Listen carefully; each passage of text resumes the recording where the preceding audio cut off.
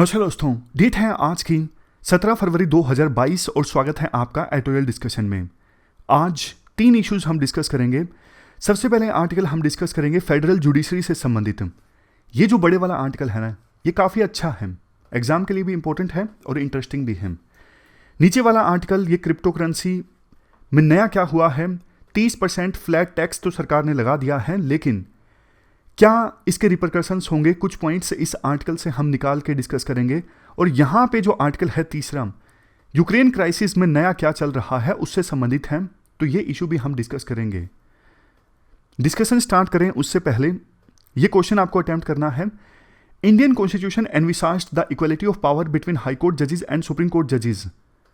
संविधान ने तो देखो ये परिकल्पना करी थी कि हाई कोर्ट जजेस और सुप्रीम कोर्ट के जजेस के बीच इक्वल पावर होगी, लेकिन 1990s के बाद जो बैलेंस है ना, वो टिल्ट हो गया है सेंट्रल कोर्ट के पक्ष में।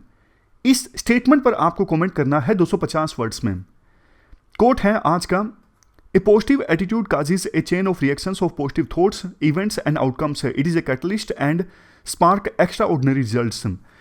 पॉजिटिव एटीट्यूड अगर आपका है ना, तो देखो पॉजिटिव थॉट्स आपके निकल के आएंगे, पॉजिटिव इवेंट्स होंगे और पॉजिटिव आउटकम भी निकलेगी उन एक्शंस की जो आप परफॉर्म कर रहे हो। तो पॉजिटिव एटीट्यूड एक कैटलिस्ट का काम करता है, एक्स्ट्रा ऑर्डिनरी रिजल्ट्स परफॉर्म करता मिलते हैं पॉजिटिव एटीट्यूड से। तो एथिक्स में एटीट्यूड के बारे में आपको लिखना हो तो ये चीज आप लिख सकते हो। अब डिस्कशन स्टार्ट करने से पहले क्वेश्चन मैं आपसे पूछता हूं। देखो एथिक्स का ये क्वेश्चन है, बहुत बार आप देखते हो कि कुछ इन्वेस्टिगेटर्स जैसे समीर वानखेड़े, सिविल सर्वेंट्स, जब कोई इन्वेस्टिगेशन कर रहे होते हैं ना, तो बहुत ज्यादा मीडिया में रहते हैं, लाइमलाइट में रहते हैं। ये सही है, ये गलत है? ये देखो गलत है, क्योंकि सिविल सर्विसेज की जो वैल्यूज है ना, वो न्यूट्रलिटी और एनोनिमिटी को प्रमोट करती हैं। अगर मीडिया में आना भी है ना, तो कायदे से मिनिस्टर्स को आना चाहिए और बताना चाहिए कि इन्वेस्टिगेशन का क्या स्टेटस है। अगर इस प्रकार से सिविल सर्वेंट्स इन्वेस्टिगेशन के दौरान मीडिया में बहुत ज्यादा आते हैं, लाइमलाइट में आते हैं, तो इसके नेगेटिव रिपरकशंस इस प्रकार से होते हैं। एक तो देखो, वो मीडिया में सामने आएंगे तो मीडिया जब क्वेश्चंस पूछती है, आपको पता है पॉलिटिकल क्वेश्चंस भी पूछती है, तो सिविल सर्वेंट्स के ऊपर अननेसेसरी एक प्रेशर क्रिएट हो जाता है। दूसरा, वही ऑफिसर जब देखो मीडिया को एड्रेस कर रहे हैं, लाइमलाइट में हैं और वही इन्वेस्टिगेशन कर रहे हैं, तो उनके बयान देने से ना जो अक्यूज्ड हैं उनके पक्ष में या फिर उनके खिलाफ ओपिनियन एक जनरेट हो सकती है मीडिया में, समझ रहे हो।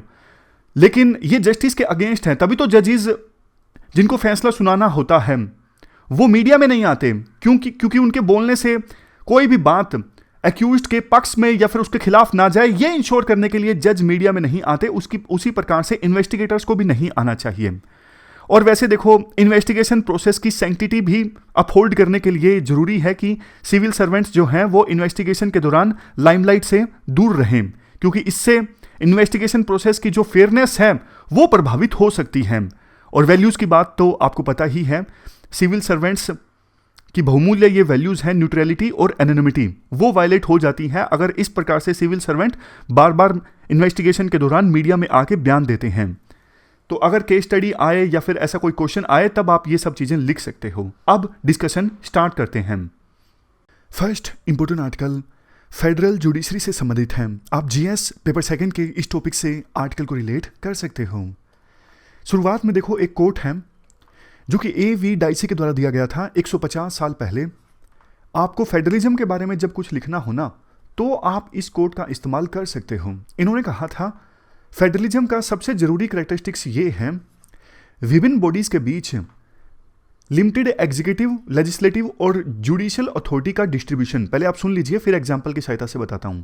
A.V. डाइसी के अनुसार फेडरलिज्म का एसेंशियल कैरेक्टरिस्टिक्स ये है, विभिन्न बॉडीज के बीच ऐसी बॉडीज जो आपस में कोऑर्डिनेट करें, जो एक दूसरे के इंडिपेंडेंट हो, ऐसी बॉडीज के बीच लिमिटेड एग्जीक्यूटिव, लेजिस्लेटिव और जुडिशियल अथॉरिटी का डिस्ट्रीब्यूशन। अब आप एग्जाम्पल देखिए। लिमिटेड लेजिस्लेटिव अथॉरिटी, जैसे देखो पार्लियामेंट के पास अलग से पावर है कानून बनाने की, स्टेट असेंबलीज के पास अलग से पावर्स हैं, और 73-74 अमेंडमेंट आने के बाद लोकल बॉडीज के पास भी अलग से थोड़ी बहुत जितनी भी पावर हैं। उसी प्रकार से आप एग्जीक्यूटिव अथॉरिटी का डिस्ट्रीब्यूशन देखिए, सेंट्रल गवर्नमेंट है, स्टेट गवर्नमेंट है और तीसरे लेवल पे लोकल बॉडीज हैं। अब आप जुडिशियल अथॉरिटी का डिस्ट्रीब्यूशन देखिए, सबसे ऊपर सुप्रीम कोर्ट, दूसरे नंबर पे हाई कोर्ट और सबसे नीचे लोअर कोर्ट्स। तो ये जुडिशियल अथॉरिटी का डिस्ट्रीब्यूशन है। अब ये सारी बॉडीज जो हैं एक दूसरे से इंडिपेंडेंट होकर काम करती हैं और एक दूसरे के साथ कोऑर्डिनेट करती हैं। इसी सिस्टम को A.V. डाइसी ने फेडरलिज्म का एसेंशियल फीचर बताया था। अब देखो, फेडरलिज्म के लेजिस्लेटिव डोमेन में और एग्जीक्यूटिव डोमेन में तो लड़ाई चलती रहती है, आपको भी पता है ना। सेंट्रल गवर्नमेंट और स्टेट गवर्नमेंट के बीच पिछले दिनों ही हमने काफ़ी सारे आर्टिकल्स डिस्कस किए। इवन पार्लियामेंट और स्टेट असेंबलीज के बीच भी बहुत बार कानून बनाने को लेके पावर डायनामिक्स देखने को मिलते हैं। जैसे आरोप ये लगता है, ये जो 3 फार्मूलाज थे, ये कायदे से स्टेट असेंबली इन पर कानून बना सकती थी, लेकिन पार्लियामेंट ने कानून बनाए इन पर। वो बात अलग है कि पार्लियामेंट की वकालत करने वाले एक्सपर्ट्स के भी अपने तर्क हैं। वो कहते हैं हमने एग्रीकल्चर प्रोड्यूस के ट्रेड रिलेटेड इश्यूज पर कानून बनाए हैं, लेकिन वो हमारा आज का इशू नहीं है। एग्जाम्पल समझ गए ना? एग्जाम्पल ये है, लेजिस्लेचर और एग्जीक्यूटिव के फेडरल नेचर के बारे में तो अक्सर डिस्कस होता रहता है, आर्टिकल्स आते हैं। जैसे सेंट्रल गवर्नमेंट नए IAS कैडर्स रूल्स जो लेके आई है, ये फेडरलिज्म के अगेंस्ट हैं, लेकिन जुडिशरी के फेडरल नेचर के बारे में नहीं लिखा जाता। तो आज हमारे आर्टिकल का जो फोकस है वो है जुडिशरी का फेडरल नेचर। वैसे फेडरलिज्म से संबंधित 1-2 पॉइंट आप और भी देख लीजिए जो आंसर्स में काफ़ी अच्छे से इस्तेमाल हो सकते हैं। ये डिफरेंस देखिए आप, प्री के लिए भी इंपॉर्टेंट है। देखो, जो यूनिटरी फॉर्म ऑफ गवर्नमेंट होती है ना, उसमें पावर जो होती है वो कॉन्सेंट्रेटेड होती है नेशनल गवर्नमेंट के हाथ में। मैं आपसे पूछूं तो आप बताइएगा जरूर, एग्जाम्पल दीजिए मुझे। यूनिटरी फॉर्म ऑफ गवर्नमेंट का एग्जाम्पल क्या है पूरे वर्ल्ड में? Saudi Arabia unitary form of government है। और कन्फेडरेशन का एग्जाम्पल दीजिए। कन्फेडरेशन में क्या होता है, जो स्टेट गवर्नमेंट्स होती हैं वो ज़्यादा पावरफुल होती हैं और सेंट्रल गवर्नमेंट वीक होती हैं। समझ गए? यूनिटरी फॉर्म ऑफ गवर्नमेंट में नेशनल गवर्नमेंट स्ट्रॉन्ग होती है और स्टेट गवर्नमेंट्स तो जस्ट सबऑर्डिनेट होती हैं, स्टेट गवर्नमेंट्स वीक होती हैं। जबकि कन्फेडरेशन में जो नेशनल गवर्नमेंट होती है, जो मेन सेंट्रल गवर्नमेंट होती है, वो वीक होती है और स्टेट गवर्नमेंट्स स्ट्रॉन्ग होती हैं। एग्जाम्पल दीजिए कन्फेडरेशन का, यूरोपियन यूनियन। और फेडरलिज्म का एग्जाम्पल तो इंडिया है। फेडरलिज्म में स्टेट गवर्नमेंट और नेशनल गवर्नमेंट दोनों आपस में पावर शेयर करते हैं, दोनों एक दूसरे से इंडिपेंडेंट होकर काम करते हैं। इसके बाद देखो, एक कंसेप्चुअल क्वेश्चन मैं आपसे पूछता हूं। अगर देखो, जैसे यूनिटरी फॉर्म ऑफ गवर्नमेंट में नेशनल गवर्नमेंट और स्टेट गवर्नमेंट के बीच में विवाद हो जाए तो कोई दिक्कत ही नहीं है, पता है नेशनल गवर्नमेंट की चलेगी। और कन्फेडरेशनल जो फॉर्म ऑफ गवर्नमेंट है उसमें स्टेट गवर्नमेंट और नेशनल गवर्नमेंट के बीच में विवाद हो जाए तो भी कोई दिक्कत नहीं है, पता है स्टेट गवर्नमेंट ज़्यादा पावरफुल है, उनकी चलेगी। लेकिन फेडरलिज्म में अगर स्टेट गवर्नमेंट और नेशनल गवर्नमेंट के बीच में विवाद हो जाता है तो कौन सुलझाएगा? इसका आंसर है जुडिशरी। एक स्ट्रॉन्ग जुडिशरी होना जरूरी है फेडरलिज्म के मॉडल में। जैसे हमारे देश में जुडिशरी जो है काफ़ी स्ट्रॉन्ग है, वो सेंटर और स्टेट के बीच विवाद को सुलझाती है, या फिर विभिन्न स्टेट्स के बीच में भी जो विवाद हो जाए उनको सुलझाती है, या फिर स्टेट और सेंटर और दूसरी तरफ लोगों के बीच में विवाद हो जाए, सिटीजन्स के बीच में विवाद हो जाए, तो भी हमारे देश में स्ट्रॉन्ग जुडिशियल सिस्टम है। मतलब ये है, जनरलाइज करें तो फेडरलिज्म का एक कोर एलिमेंट ये भी है मजबूत जुडिशियल सिस्टम का होना। हमारे देश में देखो, जुडिशियल सिस्टम तो स्ट्रॉन्ग है, बट अब आप ध्यान से सुनिएगा, जैसे पार्लियामेंट है, स्टेट असेंबलीज हैं, दोनों के पास अलग अलग पावर्स हैं कानून बनाने की। या फिर एग्जीक्यूटिव डोमेन में देखिए, सेंट्रल गवर्नमेंट है और स्टेट लेवल पर स्टेट गवर्नमेंट है। उसी प्रकार से जुडिशरी जो है ना वो डिवाइडेड नहीं है, जुडिशरी इंटीग्रेटेड है। यह बात अंबेडकर ने बोली थी, we have dual polity but has no dual judiciary at all. Judiciary हमारे देश में इंटीग्रेटेड है, डिवाइडेड नहीं है। यूएसए में जो जुडिशरी है ना वो इंटीग्रेटेड नहीं है, डिवाइडेड है। जैसे सबसे टॉप लेवल पे जो फेडरल कोर्ट है वो फेडरल लॉज को देखती हैं, फेडरल लॉज को एडजुडिकेट करती हैं।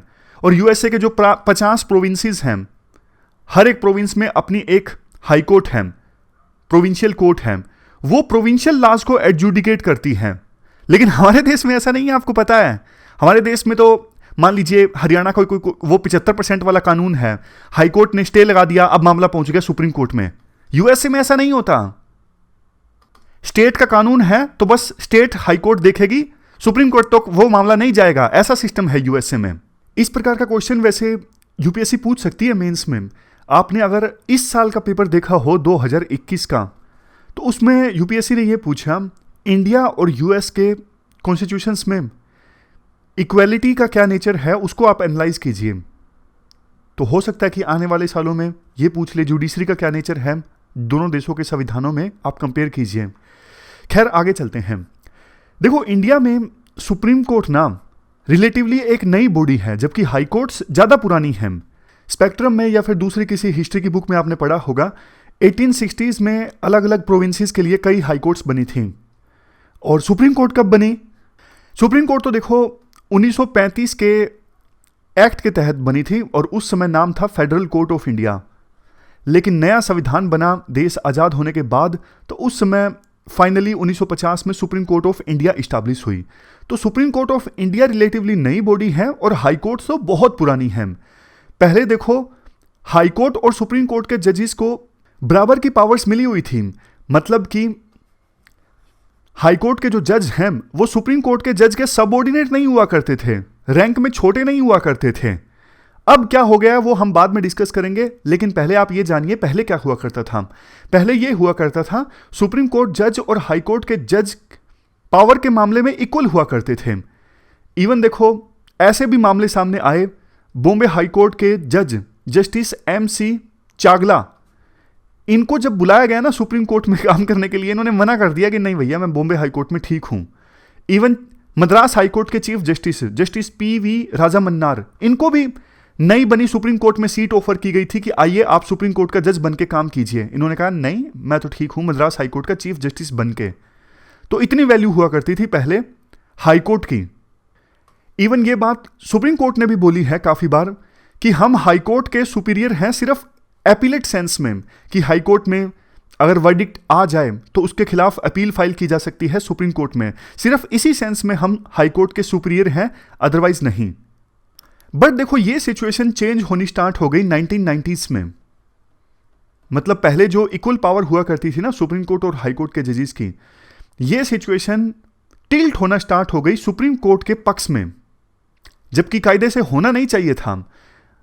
इमरजेंसी का एग्जाम्पल आप देखिए, इमरजेंसी के दौरान ना सुप्रीम कोर्ट ने तो घुटने टेक दिए थे इंदिरा गांधी की सरकार के सामने, लेकिन विभिन्न हाई कोर्ट्स ने काफी अच्छा उस समय काम किया था। लेकिन अफसोस आज के समय में 1990s के बाद से ही पावर जो है ना वो सेंट्रलाइज होना स्टार्ट हो गई सुप्रीम कोर्ट के पक्ष में। उसके 3 रीजंस हैं। पहला तो देखो ये फर्स्ट जज केस, सेकंड जज केस और थर्ड जज केस आया नाम, तो उसके बाद कोलिजियम सिस्टम लागू हो गया। सुप्रीम कोर्ट के 4 सीनियर मोस्ट जज प्लस में चीफ जस्टिस ऑफ इंडिया, ये हाई कोर्ट में और सुप्रीम कोर्ट में अपॉइंटमेंट के लिए जजेस को सिलेक्ट करते हैं। तो पावर सुप्रीम कोर्ट के हाथ में आ गई। 1998 में फाइनली थर्ड जज केस का फैसला आया था और उसी के बाद कोलिजियम सिस्टम लागू हुआ। इवन देखो कोलिजियम सिस्टम आने के बाद में इफेक्टिवली सुप्रीम कोर्ट के पास पावर आ गई, ना सिर्फ हाई कोर्ट में जजेस को अपॉइंट करने की, बल्कि एक जज को एक हाई कोर्ट से दूसरी हाई कोर्ट में ट्रांसफर करने की भी। समझ लें, तो ये पहला रीजन है। अब बात करें इसके बाद दूसरे रीजन की। दूसरा रीजन है देखो सेंटर में सक्सेसिवली जो भी गवर्नमेंट्स आई हैं ना, उन्होंने इस प्रकार के कानून बनाए हैं। पैरेलल कोर्ट, पैरेलल ट्रिब्यूनल्स उन्होंने काफी सारी बनाई हैं। अब कई सारी ट्रिब्यूनल्स ऐसी हैं, अगर मैं आपको एग्जांपल दूं, competition commission of India, company law tribunal, consumer court, यहां से मामला सीधा जाता है सुप्रीम कोर्ट में, हाई कोर्ट में नहीं जाता। अब मामला अगर सीधा सुप्रीम कोर्ट में जा रहा है, हाई कोर्ट तो बाईपास हो गई ना, हाई कोर्ट की पावर तो खत्म हो गई ना। लॉज काफी सारे इस प्रकार से बना दिए गए हैं कि हाई कोर्ट का कोई रोल नहीं है इन मामलों में प्ले करने के लिए, और supreme court directly in tribunals के खिलाफ एपीलेट कोर्ट का काम करता है। अब बारी आती है तीसरे रीजन की, जिसकी वजह से पावर जो है 1990s के बाद सुप्रीम कोर्ट के हाथों में ज्यादा कॉन्सेंट्रेट हुई है और हाई कोर्ट्स की पावर कम हुई है। तीसरा रीजन है सुप्रीम कोर्ट देखो काफी लिबरल है, इवन छोटे छोटे मैटर्स को भी एंटरटेन करने में। मैं आपको एग्जांपल देता हूं, जैसे देखो दीपावली सेलिब्रेशंस को कर्टेल करने के लिए, क्योंकि दीपावली के दौरान पटाखे बजाए जाते हैं, उसको कर्टेल करने के लिए दिल्ली से कुछ पिटिशनर्स ने पिटीशन फाइल कर दी डायरेक्टली सुप्रीम कोर्ट में। अब कायदे से उन्हें देखो दिल्ली हाई कोर्ट में पिटीशन फाइल करनी चाहिए थी और सुप्रीम कोर्ट मना कर देता कि आप दिल्ली से हो तो दिल्ली हाई कोर्ट में जाइए, हमारे पास मत आइए। लेकिन सुप्रीम कोर्ट ने उस पिटीशन को एंटरटेन किया और यह रूल लेके आए, वो उन्होंने ऑर्डर पास कर दिया कि आप इवनिंग में सिर्फ 1-2 घंटे तक पटाखे बजा सकते हो। लेकिन इस ऑर्डर की काफी ज्यादा आलोचना हुई। क्यों? क्योंकि देखो साउथ इंडिया के लोगों ने बोला अरे भैया हम तो दिवाली दिन में मनाते हैं, तो अगर आपको ऐसा कोई वर्डिक्ट देना था तो पूरे इंडिया के नेचर को आप देखो ना, पूरा इंडिया की ज्योग्राफी क्या है, कहां पे कैसे कस्टम को कब सेलिब्रेट किया जाता है, वो सब देखो। लेकिन ये काम जो है ना वो हाई कोर्ट ज्यादा अच्छे से कर सकते हैं। जैसे मद्रास हाई कोर्ट है, वो तमिलनाडु को ज्यादा बेहतर ढंग से समझती है, तो वो लोकल वर्डिक्ट जो देने हो ज्यादा अच्छे से दे सकती है। इवन सुप्रीम कोर्ट ने एक पिटीशन ये भी एंटरटेन की कि दही हांडी की हाइट कितनी होनी चाहिए। तो ये छोटे छोटे पब्लिसिटी वाले मामले जो सुप्रीम कोर्ट अब एड्रेस करने लगी है ना, तो इसका नुकसान ये हुआ है, कायदे से ये मामले जाने चाहिए थे हाई कोर्ट के पास में, लेकिन डायरेक्टली अब सुप्रीम कोर्ट के पास जाते हैं। तो सुप्रीम कोर्ट के पास टाइम कम बचता है नेशनल लेवल के इंपॉर्टेंट मामलों को एड्रेस करने के लिए।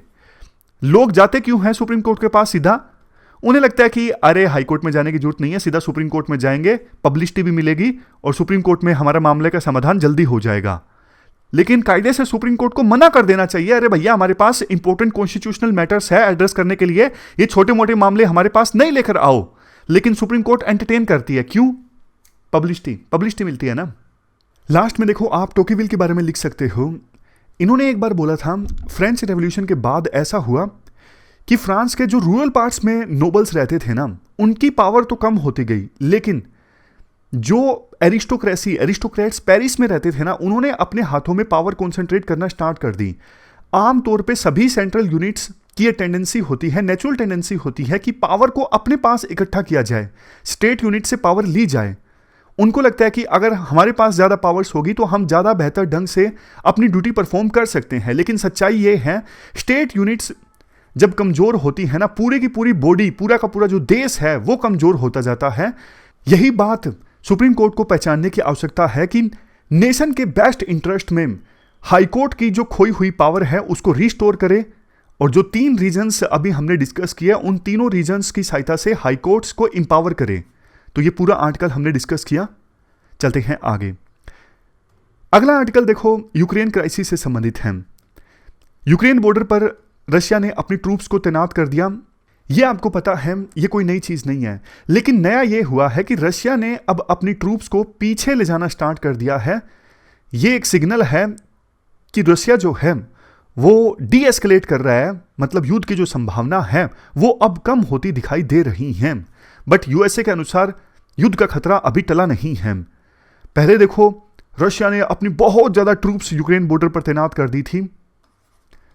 3 साइड से लगते बॉर्डर पर बड़े बड़े जो aircraft, warships, S-400 missile defence system, ये सब तैनात कर दिए थे यूक्रेन बॉर्डर पर। तो लग रहा था जैसे युद्ध आज हुआ। इवन यूएस ने भी यूक्रेन में अपनी एम्बेसी को बंद करने का आदेश दे दिया। इसके बाद तो फिर डर और भी ज्यादा पैदा हो गया कि हाँ, जल्द ही रशिया जो है वो अटैक कर सकता है यूक्रेन के ऊपर। उसके बाद हाई लेवल पर डिप्लोमेसी भी देखने को मिली पिछले कुछ हफ्तों में। यूरोप के जो कई सारे लीडर्स हैं वो रशिया में गए पुतिन से बात करने के लिए, ताकि युद्ध की संभावना को खत्म किया जा सके। देखो रशिया की डिमांड्स हमने पहले भी डिस्कस की हैं। रशिया ये चाहता है कि यूक्रेन और जॉर्जिया, जिसके साथ रशिया का बॉर्डर लगता है, वो नाटो का पार्ट नहीं बनने चाहिए। इसके अलावा रशिया ये भी चाहता है 1997 के बाद वो ईस्ट यूरोपियन कंट्रीज नाटो का मेंबर बनने हैं ना, वो नहीं बनने चाहिए। जैसे देखो इस्टोनिया, लातविया, लिथुआनिया, ये पहले कभी यूएसएसआर का पार्ट हुआ करते थे, लेकिन ये नाटो का पार्ट बन चुके हैं। तो रशिया को लगता है हमारी जो सिक्योरिटी है वो कॉम्प्रोमाइज हुई है। तो रशिया ने अपनी ये डिमांड्स जब वेस्ट के सामने रखी, तो देखो वेस्ट के लीडर्स की भी लिबरल स्टेटमेंट्स सामने आई। जैसे जर्मनी के जो चांसलर हैं, उन्होंने यूक्रेन की राजधानी कीव में बोला कि अभी नाटो में यूक्रेन की एंट्री जो है वो एजेंडा नहीं है।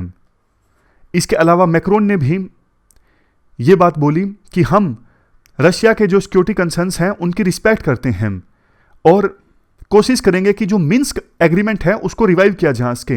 ये मिन्स्क एग्रीमेंट क्या है? देखो, दो मिन्स्क एग्रीमेंट साइन हुए हैं, मिन्स्क 1 और मिन्स्क 2।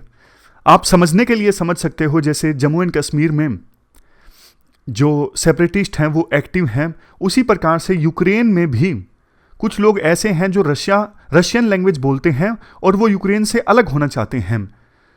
तो उन्हीं यूक्रेन के अंदर रहने वाले प्रो सेपरेटिस्ट रीजन्स के लीडर्स के बीच साइन हुआ है। देखो, कई बार ऐसे अटक जाते हैं। तो मिन्स्क 1 जो एग्रीमेंट है ना, ये साइन हुआ यूक्रेन और रशियन बैक्ड सेपरेटिस्ट ग्रुप्स के बीच, और मिन्स्क 2 जो हुआ ये साइन हुआ Russia Ukraine organisation for security and cooperation in Europe and leaders of pro Russian separatist regions के बीच। दोनों एग्रीमेंट्स में कई सारे मिलिट्री और पॉलिटिकल स्टेप्स लेने की बात कही गई थी, लेकिन इंप्लीमेंट नहीं किया गया। तो एग्रीमेंट जो हैं अभी फिलहाल वायलेटिव हैं। कोशिश की जा रही है इन एग्रीमेंट्स को फिर से रिवाइव करने की, ताकि पीस इस्टेब्लिश हो यूक्रेन में। लास्ट में आर्टिकल में ये बोला जाता है, देखो, क्राइसिस पूरी तरह से समाप्त हो गए हैं ये तो नहीं कहा जा सकता। अभी रशिया की 3 डिमांड्स हैं जो कि हमने डिस्कस की। पहली डिमांड रशिया की ये है कि जॉर्जिया और यूक्रेन जो है वो नाटो का पार्ट ना बने। दूसरी डिमांड रशिया की ये है, जो फार यूरोपियन कंट्रीज है ना, जो 1997 के बाद नाटो का पार्ट बने, वहां से नाटो अपनी मिलिट्री लेकर जाए वापस, और ब्लैक सी में जो मिलिट्री ड्रिल्स परफॉर्म की जाती है नाटो के द्वारा वो ना करे। ऐसी ऐसी डिमांड्स रशिया ने रखी हैं। तीसरी, अभी जो यूक्रेन में क्राइसिस हैं, जो प्रो सेपरेटिस्ट ग्रुप्स हैं जो एक्टिव हैं, वहाँ पे पीस इस्टेब्लिश हो सेपरेटिस्ट रीजन्स में, जैसे डोनबास। कौन से एग्रीमेंट के थ्रू? मिन्स्क एग्रीमेंट के थ्रू, जिसके बारे में अभी हमने डिस्कस किया। तो ये लेटेस्ट क्या हो रहा है यूक्रेन क्राइसिस से संबंधित आर्टिकल हमने डिस्कस किया। चलते हैं आगे। इसके बाद नेक्स्ट आर्टिकल क्रिप्टो करेंसी से संबंधित है। आप जीएस पेपर 3 के इस टॉपिक से आर्टिकल को रिलेट कर सकते हो। देखो, बजट में वित्त मंत्री ने अनाउंस किया कि क्रिप्टो करेंसीज को ट्रांसफर करने से या फिर खरीदने बेचने से जो प्रॉफिट हो रहा है ना, उस पर 30% फ्लैट टैक्स लगाया जाएगा। तो राइटर कहते हैं, बहुत से एक्सपर्ट्स बोलने लगे कि टैक्स लगाएगी सरकार, इसका मतलब तो ये हुआ कि क्रिप्टो करेंसीज को अब सरकार बैन नहीं करेगी। साफ तौर पर सिग्नल दे दिया है, क्रिप्टो करेंसीज को खरीदना बेचना अब लेजिटिमेट हो गया है। लेकिन वित्त मंत्री ने साफ साफ तो ये नहीं बोला, लेकिन हाँ, इतना जरूर लग रहा है कि क्रिप्टो करेंसीज की मार्केट को शायद आने वाले दिनों में सेंट्रल गवर्नमेंट और ज़्यादा अच्छे से रेगुलेट करेगी। लेकिन अभी जो ये प्रोविजन आया है ना 30% फ्लैट टैक्स रेट वाला, इससे क्या होगा? देखो, किसी ने अगर मान लीजिए क्रिप्टो करेंसीज में मुनाफा कमाया है, तो वापस उसे वो अपनी नेशनल करेंसी में यानी रुपी में कन्वर्ट नहीं करेगा, क्योंकि उसको लगेगा अरे कन्वर्ट करते ही तो मुझे 30% तो टैक्स देना पड़ जाएगा। तो वो अपने पैसों को क्रिप्टो करेंसीज में ही रखेगा। लेकिन इनोवेशन ज़्यादा आएगी। अब लोग अपने पैसों को वापस रुपी में कन्वर्ट नहीं करेंगे, मान लीजिए क्रिप्टो करेंसीज में ही रखेंगे, तो ना क्रिप्टो करेंसीज की एक अलग से मार्केट बन जाएगी। लोग उधार लेंगे क्रिप्टो करेंसी में, इंश्योरेंस करवाएंगे क्रिप्टो करेंसी में, ऐसी मार्केट डेवलप होना स्टार्ट हो जाएगी। क्यों? क्योंकि वापस अगर रुपी में कन्वर्ट करवाएंगे तो 30% टैक्स देना पड़ेगा। तो एक पैरेलल मार्केट क्रिएट हो जाएगी क्रिप्टो करेंसीज में। डिसेंट्रलाइज्ड फाइनेंसिंग के एग्जांपल्स देखने को मिलेंगे। जैसे देखो, इंश्योरेंस, उधार लेना, उधार देना, ये फाइनेंसिंग के एग्जांपल्स हैं ना, बट ये फाइनेंसिंग के डिसेंट्रलाइज्ड एग्जांपल्स हैं। मतलब देखो, जैसे मान लीजिए मैं अपने अकाउंट से किसी दूसरे पर्सन के अकाउंट में पैसे ट्रांसफर कर रहा हूं, तो आरबीआई को पता है, बैंक को पता है, ये सेंट्रलाइज्ड फाइनेंसिंग है। लेकिन डिसेंट्रलाइज्ड फाइनेंसिंग मतलब पीयर टू पीयर फाइनेंसिंग हो रही है। और चूंकि क्रिप्टो करेंसीज में डायरेक्टली अभी गवर्नमेंट्स डील नहीं कर रही हैं, तो वो आपस में ही ले दे रहे हैं। जैसा कैश लेते देते हैं ना, वैसे ही क्रिप्टो करेंसीज में डिसेंट्रलाइज्ड ढंग से लोग जो हैं एक दूसरे को पैसा ले रहे हैं, दे रहे हैं, इंश्योरेंस कर रहे हैं। तो ऐसी मार्केट डेवलप हो सकती है सिर्फ इस वजह से, क्योंकि 30% फ्लैट टैक्स रेट अब सरकार ने लगाने का प्रावधान रखा है। तो इसके बाद राइटर ये बोलते हैं, देखो, जब ये होगा ना, मानता हूं कि इनोवेशन तो ज़्यादा आ सकती है जब इस प्रकार से डिसेंट्रलाइज्ड फाइनेंसिंग देखने को मिलेगी। नए नए इनोवेशन मॉडल्स आ सकते हैं। बट जो एमएसएमईज है ना, medium small enterprises, micro medium and small enterprises या फिर मिडिल क्लास के लोग, वो वंचित रह जाएंगे क्रिप्टो करेंसीज की इनोवेशन का फायदा उठाने से। सिर्फ जो इंपावर्ड लोग हैं, जिनको ज़्यादा अवेयरनेस है, जिनके पास पैसे हैं, वही क्रिप्टो करेंसीज में डील कर सकेंगे। लेकिन साधारण लोग जिनको ज़्यादा अवेयरनेस नहीं है वो क्रिप्टो करेंसीज में आई इनोवेशन का फ़ायदा नहीं उठा सकेंगे। तो राइटर सजेस्ट करते हैं ये जो टैक्स है वो सही नहीं है, इस टैक्स को हटा दिया जाए। अगर आप डी इंसेंटिवाइज करना चाहते हो क्रिप्टो करेंसीज को तो आप रेगुलेशन अच्छे से कर लो, ताकि जो स्पेकुलेशन काफी ज्यादा होता है जिसकी वजह से क्रिप्टो करेंसीज बहुत ज्यादा वोलेटाइल रहती हैं, उस वोलेटिलिटी को कम किया जा सके, स्पेकुलेशन को कम किया जा सके। तो इसके लिए आप अच्छे से रेगुलेट कर सकते हो क्रिप्टो करेंसीज के लेन देन को। और इसके लिए आप क्या कर सकते हो, जो इंटरनेशनल बेस्ट प्रैक्टिसेस है ना, जैसे यूएसए में क्या हो रहा है, यूरोपियन कंट्रीज में क्या हो रहा है, आप उनकी बेस्ट प्रैक्टिसेस से सीखिए। तो बस यही कुछ सजेशंस राइटर देते हैं अपनी तरफ से क्रिप्टो करेंसीज के संदर्भ में। ये थी हमारी आज की डिस्कशन। आज हमने 3 इश्यूज को डिटेल से डिस्कस किया। सबसे पहले क्या डिस्कस किया, हाई कोर्ट्स की घटती पावर, सुप्रीम कोर्ट के पास जो पावर सेंट्रलाइज हो रही है। दूसरा यूक्रेन इशू। तीसरा crypto currencies. Thank you very much for discussion.